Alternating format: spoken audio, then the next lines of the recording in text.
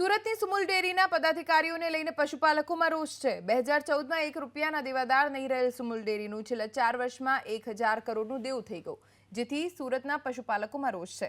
સુમુલ ડેરીએ પશુપાલકોને મળતા કિલો ફેટના ભાવ 650 થી ઘટાડી 615 કર્યા, જ્યારે અમૂલ દૂધના અન્ય શહેરના ₹52 લે છે।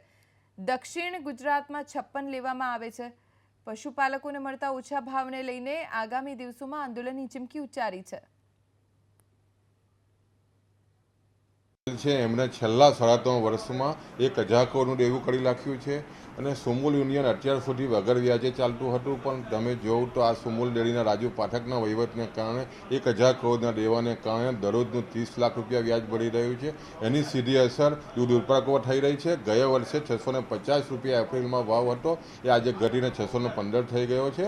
એટલે એને કારણે જે વ્યાજનું બર્ડન છે, હપ્તાનું બર્ડન છે, માત્ર ને માત્ર વહીવટમાં જે રીતની ખામી છે આ ભાજપના શાસનમાં, તેની સીધી અસર આ ડેરી સંઘને પડી રહી છે।